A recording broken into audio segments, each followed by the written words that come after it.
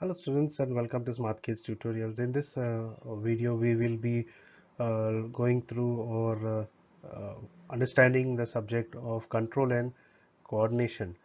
And when we speak about control and coordination, we realize the importance of our brain and how much our brain affects the quality of life that we have.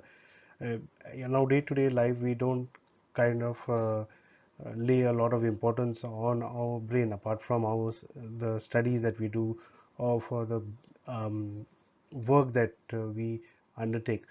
But if you notice that small little things are not possible without the proper functioning of the brain, and this we realize when we look at some elderly people who suffer from some neurodegenerative diseases like Parkinson's or dementia or Alzheimer's, and you find that their day-to-day activities are hampered because of cells within the brain which are slowly degenerating or slowly dying off.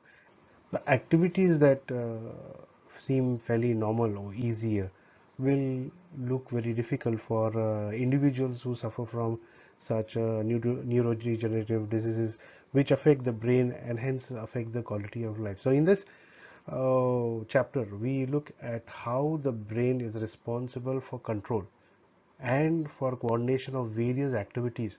Let's begin with the chapter. So we uh, move from one place to another on a daily basis. Either it is for work or it is to play or for some other activity. Movement is something that characterizes us, something that we um, have been doing or something that helps us to express ourselves or even to do certain things in our day-to-day life. And this we have been doing from the time as babies we have learned to move, to either to get someone's attention or to get some things in life. So movement is characteristic property of living organisms. Yes, definitely, because without movement we slowly tend to die off. All living organisms move in response to changes in the environment. Now these changes could be anything. For if it's going to rain, then we tend to do our activities faster, whatever we have to do, or we prepare for the rain in advance. If let's say we are at work, and if we are at work and we know that it's about to time to go home, so we try to wrap up our work faster. So certain things in our environment, okay, that would characterize this, all these things would characterize our environment, is what affects a change, brings about a change, okay, in our attitude. So we know as students, uh, when you start your school, your everyday class, you are not very excited about it because you're starting school. Okay, most do not like school, but you see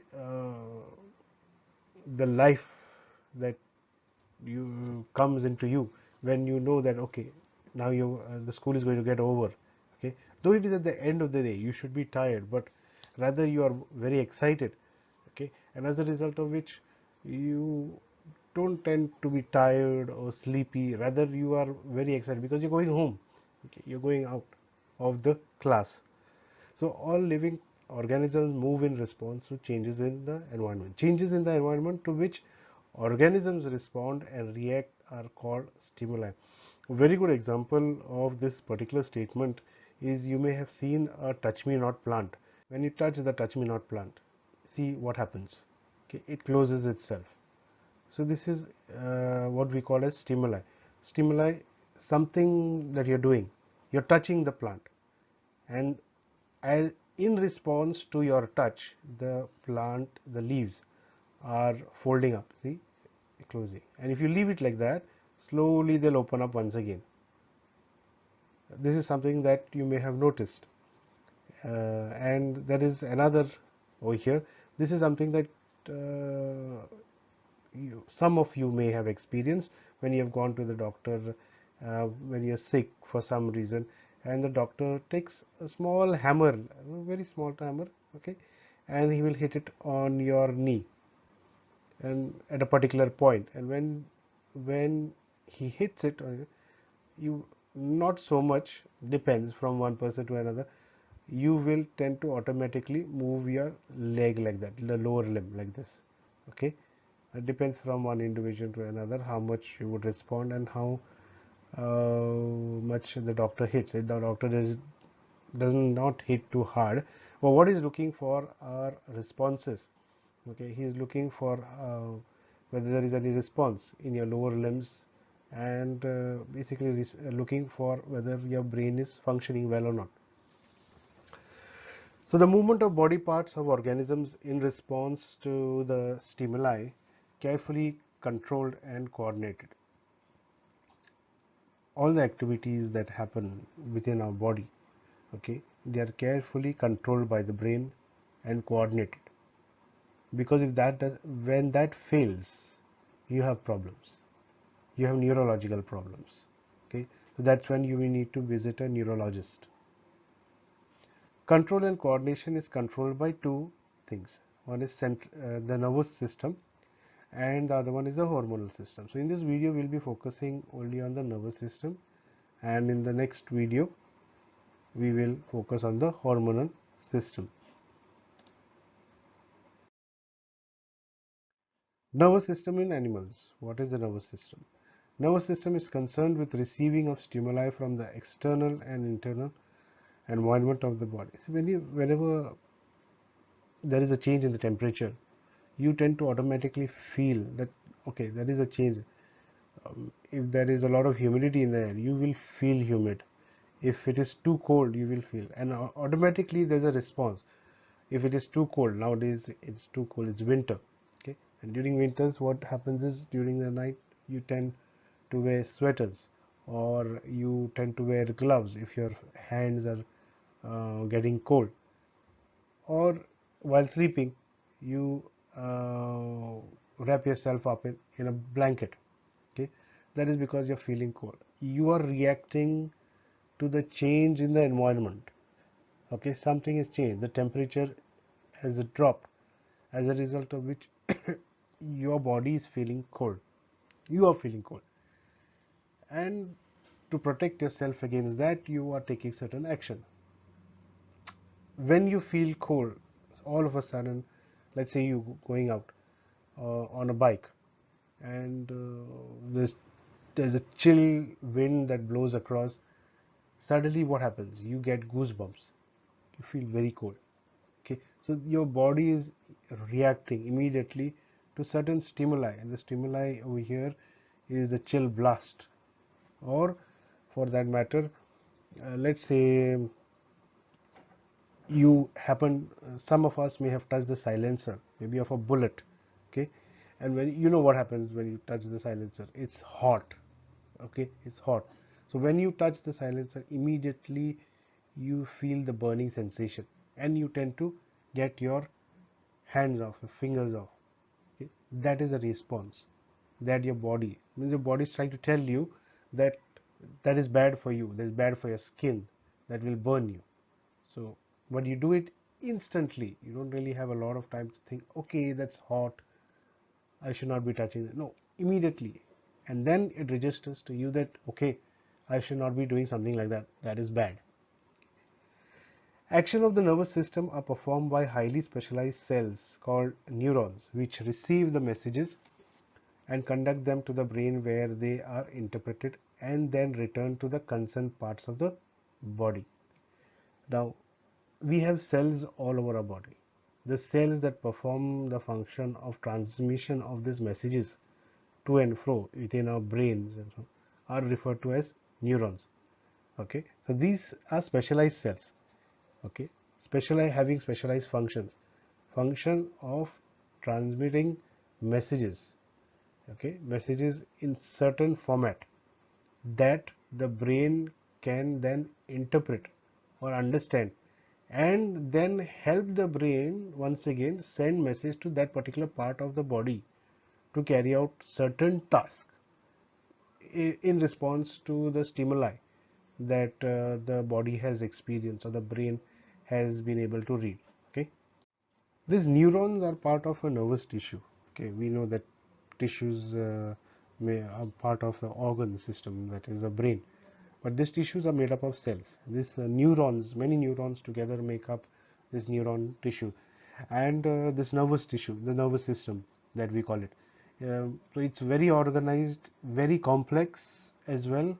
Okay, is made up of specialized cells which conduct electrical activities. Means the messages is transferred in an electrical form. That's how the message gets transferred from one form to another. It has to be quick. There can't be a lag time. Otherwise, we will tend to move slowly. We tend to respond immediately, instantly, and that is only possible because of these electrical impulses, okay, which are sent from one part of the body. Now, the nervous system of our body is like a super highway, okay, and there's no what do you say, uh, chance of any crash happening, any accident happening. If that happens, then you are having a problem basically in life. Okay, so that shouldn't be happening. Uh, the transmission of messages from the tip of the hair on your head should reach to your toenail quickly. When we speak of the impulse is a signal that is transmitted along what we call as a nerve fiber. Okay, we'll come to what is a nerve fiber as we move along and study more about neurons and the nervous system. Neurons, as we said, the nerve cells. They are the structural and functional units of the nervous system. Very, very important to know. You have a look at this figure over here, and you see it shows you where exactly the neurons actually lie in the brain that we have been talking so much about. This is the brain.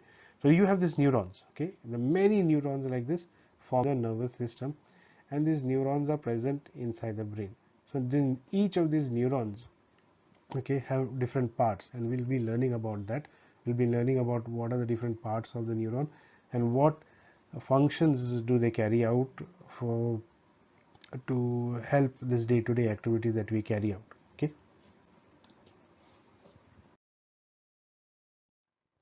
so the structure of the neuron, have a look at the structure. This is how a neuron looks like. Okay, you have a head, then you have a body, and then you have a tail over here. Yeah, and these end parts are known as dendrites. This is known as the cell body. Right in the center of the cell body you have the nucleus. Then you have some bead-like structures. If you see over here, these are known as axons.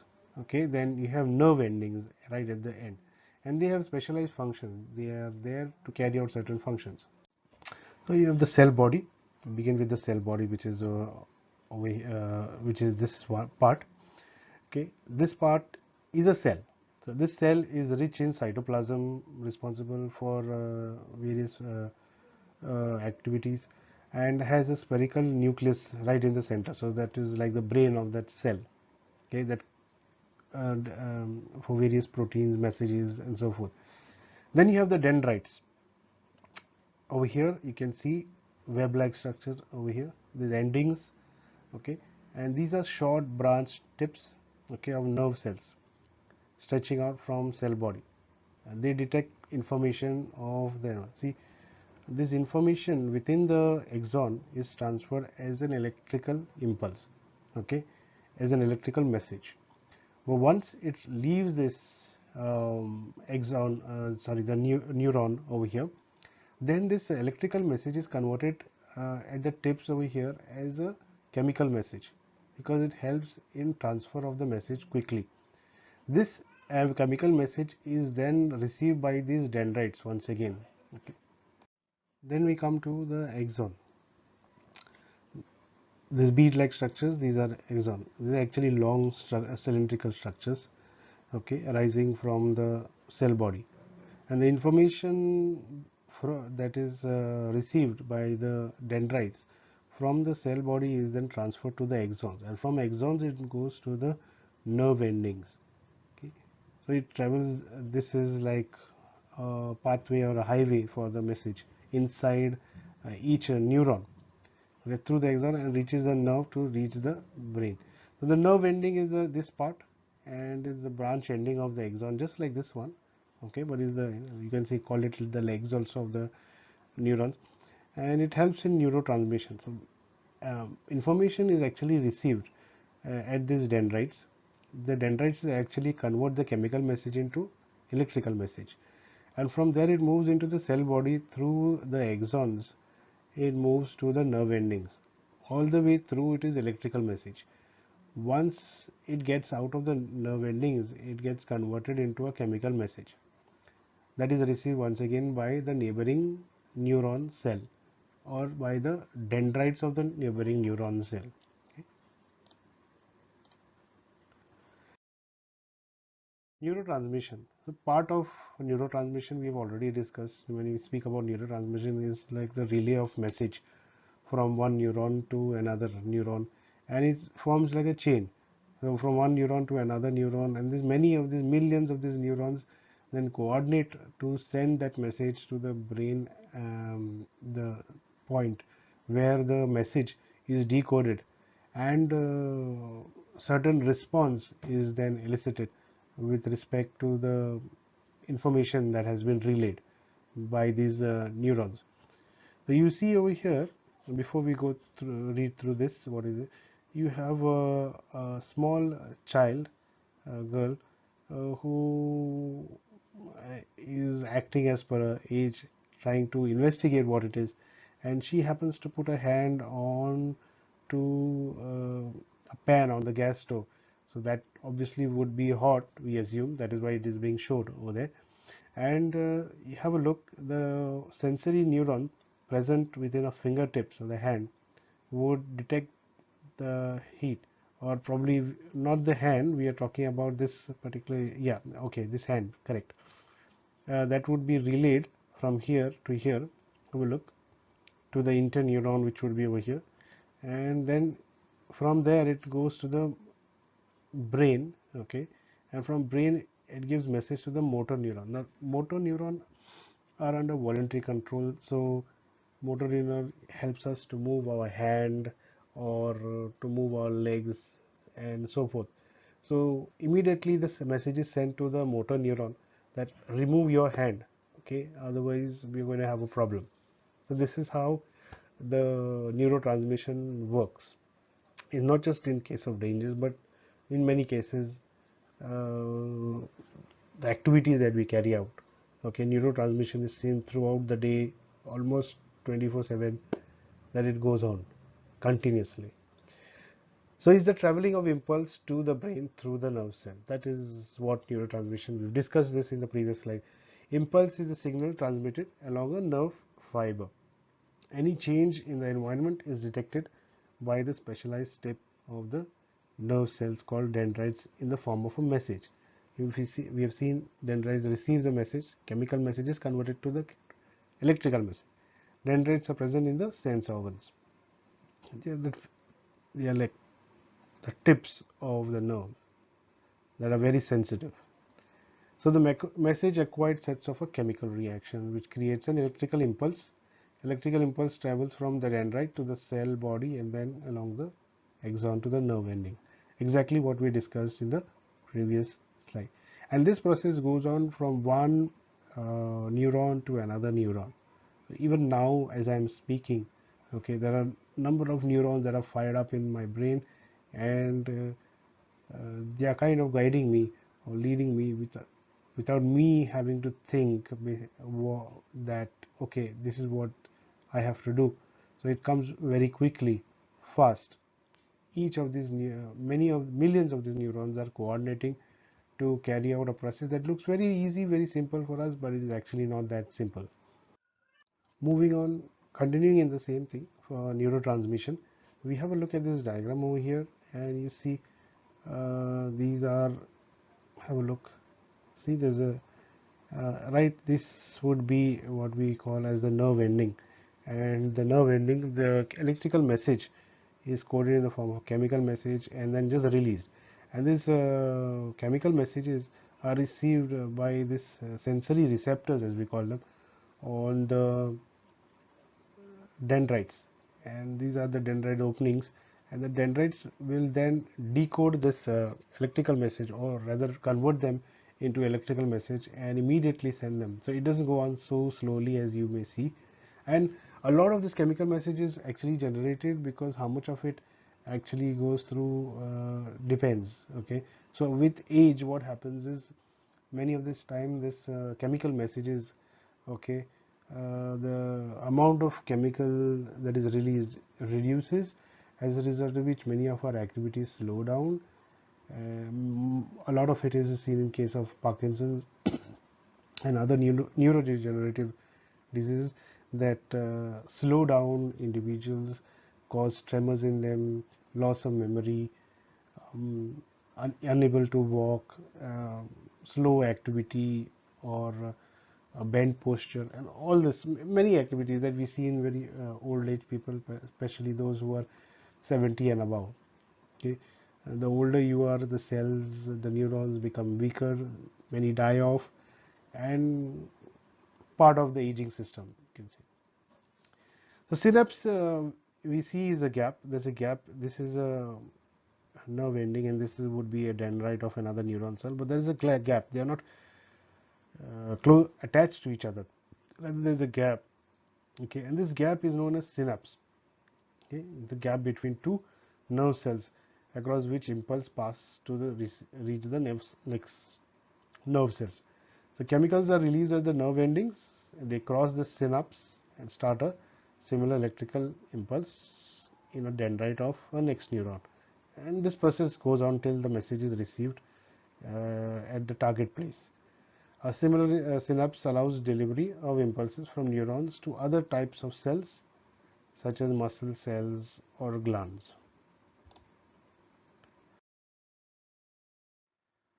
Reflex action, very easily illustrated. You touch something hot, what happens? You go to drink something very hot, what happens? What is your immediate response to that? Okay, if somebody, let's see, you somebody mischievously puts a cube of ice on your back, what is your immediate response? If somebody pinches you, what is your response?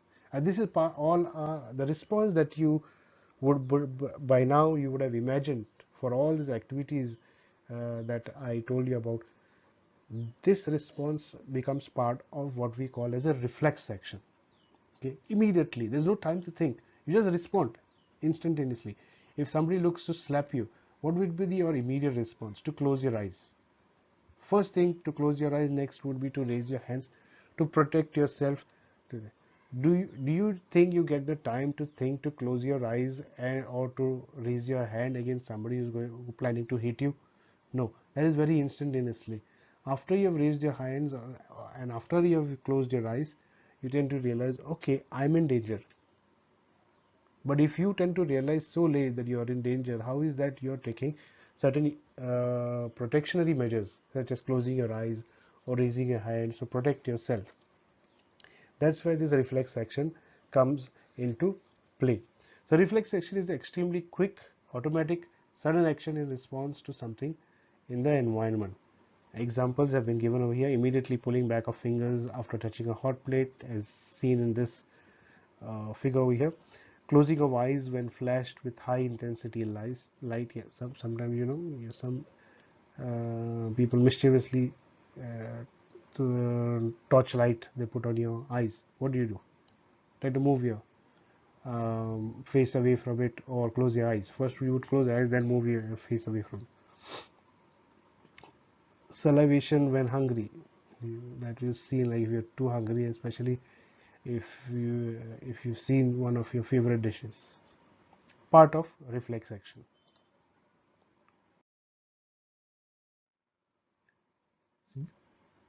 Reflex action, when we speak about it, okay, the reflex arc is something that we need to mention about. What is the reflex arc? So reflex arc and this is a definition that comes for the exam, 1 mark question. What is a reflex arc? You should know reflex section, and you should know what is a reflex arc. Reflex arc is the pathway of nerve involved in reflex action.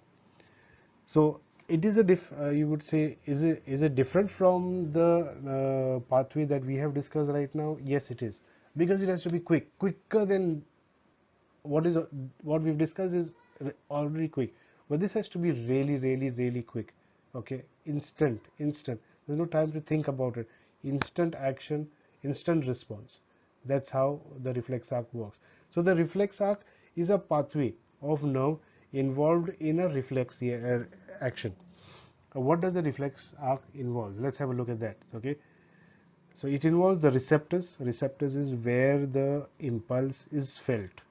Okay, if you're touching something hot, okay, then there are receptors on your fingers or on your skin, which tells us immediately. Let's say somebody pokes you, or somebody touches you something cold, or you touch something hot. Okay, then there are receptors. These receptors immediately send the message. These are the first people to actually receive the response, whether it's good or bad. Okay, they receive the message from the external environment. Then you have the sensory neuron. So you have the impulse will be felt here. If you look at this figure over here, it's a hot object, it's a candle, it's burning, and this finger is put over there. So immediately that impulse is felt. You can see the direction of impulse is going all the way to the brain. So your receptor would be here. Then you have a sensory neuron carrying the message from the receptor to the central nervous system. We'll learn in the next slide what are the parts of the central nervous system. Okay, that is the main nervous system. Okay, then you have the sensory neurons, okay, connected to your receptors, sensory receptors, and these relay this information all the way to the central nervous system. Have a look over here, direction. Okay, muscle contracts and withdrawn parts are stimulated. That would be in response to the stimuli, but here you see in red, it's actually pain receptors in the skin. Okay, and this is going all the way. See, follow the red line. Okay, the response that we get is the blue line coming back. Okay, telling us what action needs to be taken in response to what was felt by the receptors.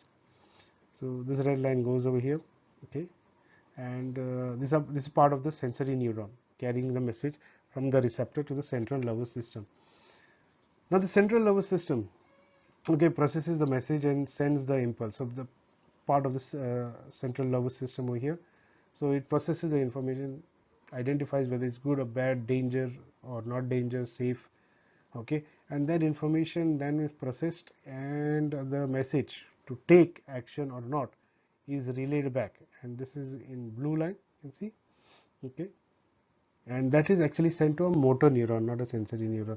Sensory neuron is to sense, motor neuron is to act. Motor, part of the motor. Okay, motor means moving, right? Movement, motion, your motorcycle. So motor neurons help in movement.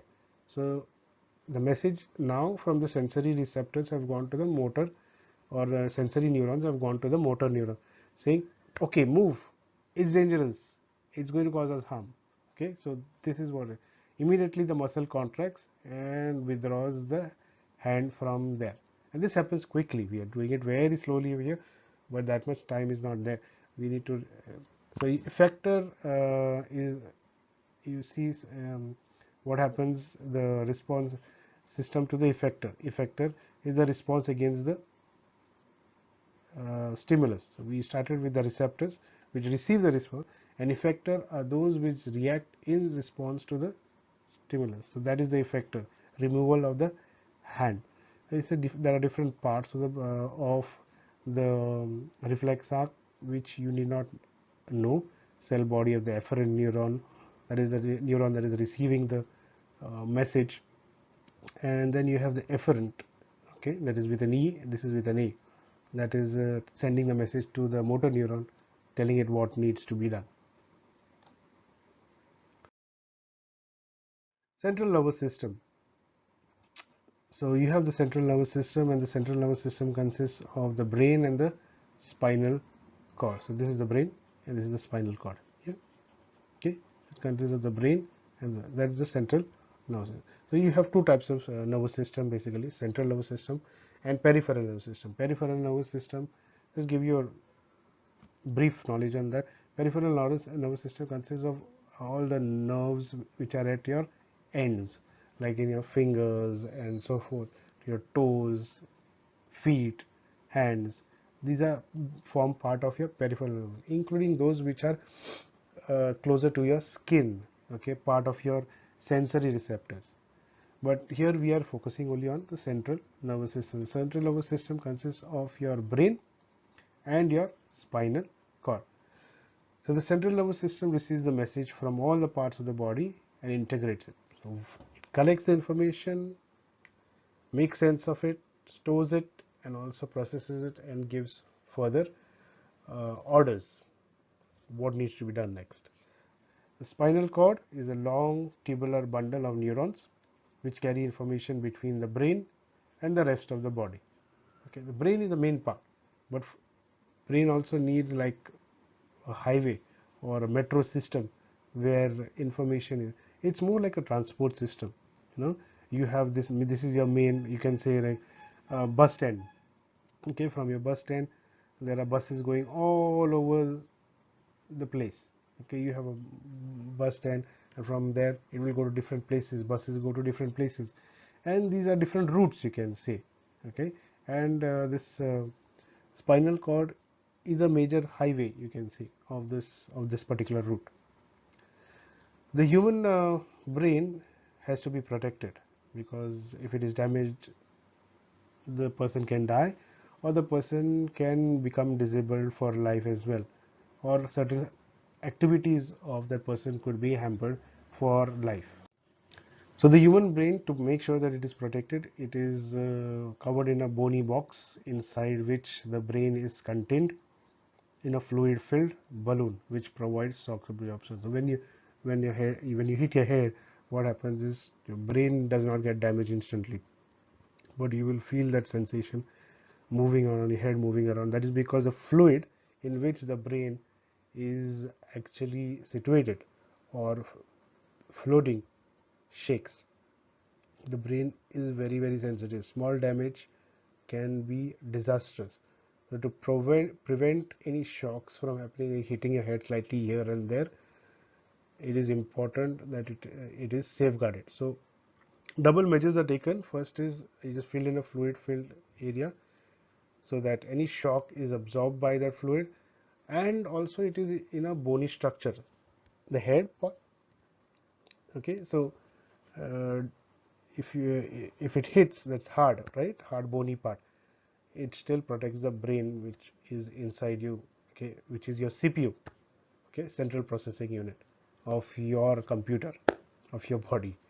Okay, and that is why it becomes very important when we ride and drive. We should be careful when we ride on a bike. We should ride responsibly, taking care not of just of ourselves but others, and for that reason we need to always wear a helmet when we move out with a bike. Okay, never take it for granted how much a helmet can be useful. So please ride a bike with a helmet, and encourage others as well to put on the helmet. It is for your safety. It is not, don't wear it because an RTO officer will catch you, but rather wear it for your own life, for your own safety.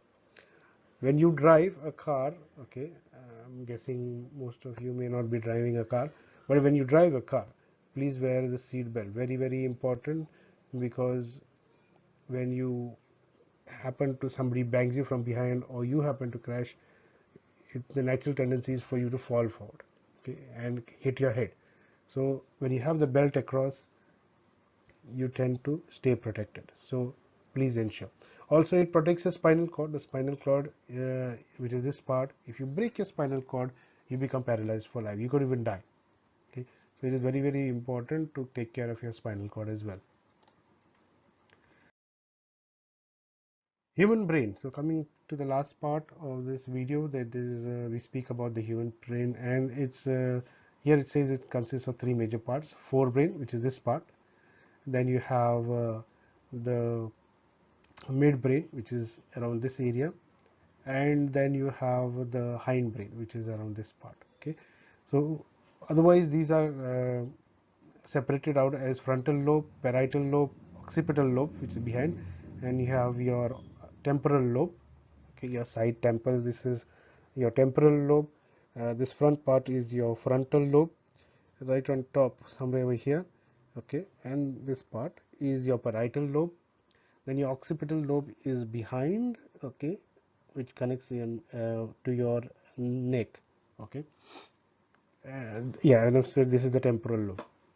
You have the brain stem, the part of your neck which is connected to your brain, okay, and to your spinal cord. So this part is connected to your spinal cord.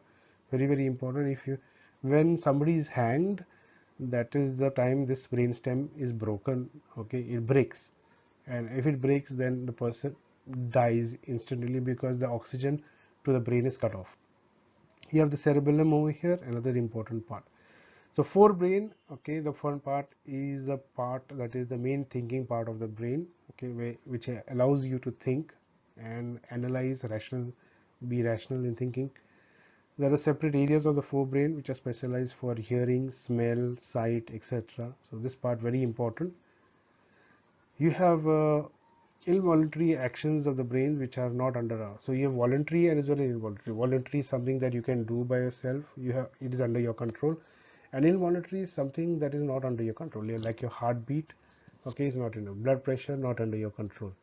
Okay, certain things to move around, eat, drink is in under your control. Okay, digestion is not under your control. So these are all involuntary. So the human brain, and then the last part is the hind brain. Okay, here you see the more classification is seen, and different parts actually responsible. So like the thalamus, when you get fever, it is this part, the small thing yellow that raises the temperature of your body, including your head, tells you that there is an infection in the body. Then you have the pituitary gland, which is actually the master gland of the body. We'll be learning about it, okay, when we speak about the hormonal systems. So the pituitary gland, also known as the master gland, very tiny but very, very important, hence known as the master gland of the body. Then you have the brain stem consisting of the midbrain, pons, medulla, the spinal cord, cerebellum.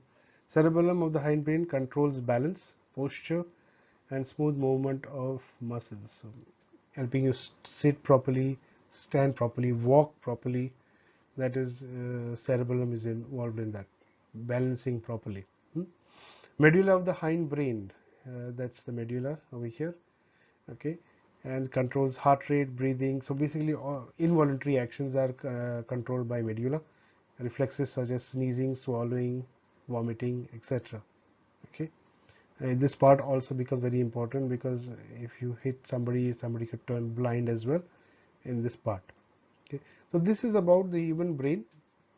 So we've covered the nervous system in this video, and so we've covered one half of the control and coordination chapter, and see how important is the brain in controlling various activities and coordinating those activities in a very controlled fashion. So it becomes very, very important to protect our brain, and how effective are the movements that we carry out, and not to take things for granted that we have in our life. Okay. So if you like watching this video, please hit the like button, share it with your friends and classmates. Subscribe to the channel if you haven't subscribed so, and keep watching for more such videos. Thank you for watching. We'll be back with the next video.